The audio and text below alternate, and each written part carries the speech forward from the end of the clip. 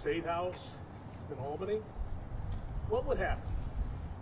There would be an immediate and intense response to figure out what they were and to solve the problem. And yet, millions of people around here, New Jersey, of course here in Staten Island, and beyond, are getting nothing but don't believe what you see. You know, there's a saying that we had after 9/11, if you see something, say something. I think that's become, if you see something, don't worry about it, because we saw it too. Sorry. And the people of Staten Island deserve answers. The people of this city and state and region deserve answers of what the heck is going on. Just last night in my neighborhood, my neighbor sent a video of whatever it is flying over our house. And yet we're told, don't believe what you see. It's shocking to us that here we are almost a month later, 3,000 sightings, drones, manned aircraft, and our folks don't have an answer. We're calling upon not just the New York City Police Department, but others to get involved, get aggressive, figure out what these things are, and help at least alleviate some of the frustration, anxiety that many people share. This is 2024. They're either lying or they're incompetent or they're both. How can we, the United States of America, have this going on and we're told just look the other way? Ignore it. It's no big deal. We know for a fact that there may be some who are performing some type of surveillance. Well, let's be honest with the American people and treat them like adults and tell them what it is. Yet here we are, standing, because we know recently there were reports over this asset of Arizona Narrows Bridge. Here we are in Fort Wadsworth, one of the oldest military installations in the country. There was, we believe, a drone flying above the bridge. We also know on the other side of the island there was a drone flying over New York Container Port in the Goethals Bridge. And we're supposed to just let it be? Come on, folks, step up to the plate and be honest and truthful with the American people, the people of Staten Island, and solve this problem once and for all. We're in this together. I know we have many folks around this region who are weighing in now. It's about time. We started a couple of weeks ago asking that, along with the Congresswoman, to include at least Staten Island in any investigation that's going on at the FAA and the FBI. This is not to take away from them. They didn't start this problem, but they have an obligation to let us know what the heck is going on. As I said, we're all in this together, and representing us in D.C. and Congress is our Congresswoman Nicole Malliotakis.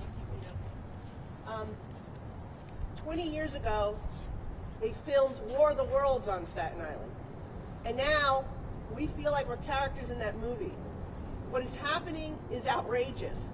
Thousands of drones and unmanned aerial systems flying above us, and our government is not telling us who's operating them and for what purpose. I don't believe that the United States of America, with its military capabilities, does not know what these objects are. And what I'm asking, and what we're all asking, is for you to be straight with us and just tell us what is going on. As Vito says, this is creating havoc. People are confused, they're concerned, they have anxiety, they don't know what's going on. There's all sorts of theories that are out there.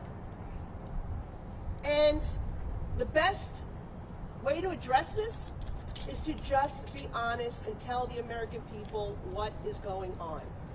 These are not recreational drones. These are not, I don't believe, commercial drones, because if they are violating existing rules and regulations, which say that they need to be under 400 feet and they can't be operating in the middle of the night after between sunset and sunrise. So that leaves two options. It's our government, or there's a foreign nexus.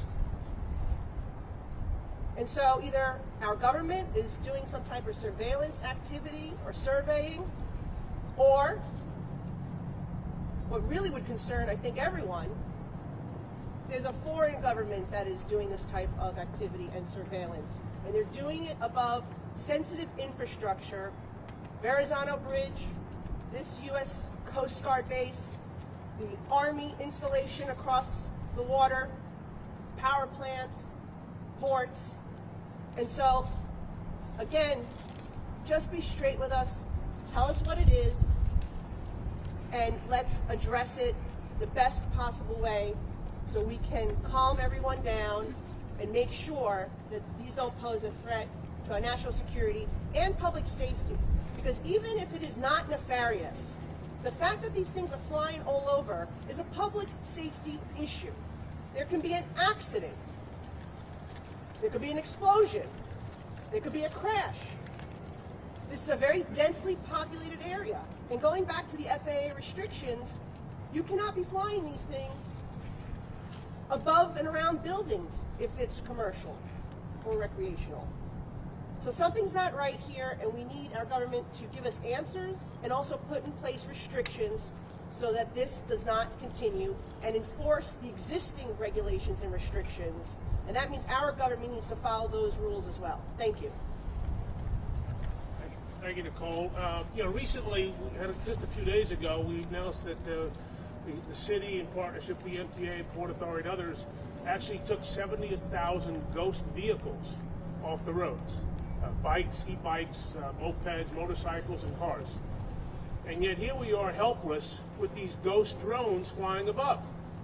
We also know that, as Nicole said, this is a public safety issue because there were reports out of New Jersey how somebody who needs to be medevaced to a hospital was prevented from doing so because of the drones. And we're just supposed to take this lightly?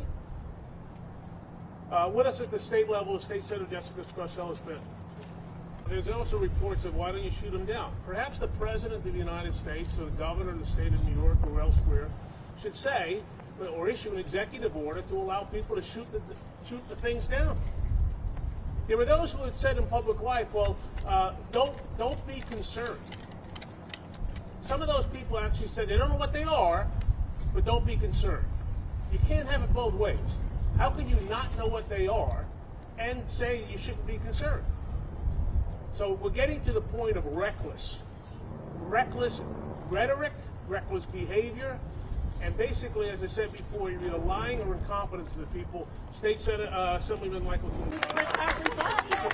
first grandchild, Wiley Park. So congratulations to Kirsten. Sorry about that. Not sorry about the baby. Anyway. With us, a great fighter locally in the city council, not just a great representative. I dare say, for those who have dated ourselves, perhaps it's time to call in the drone ranger.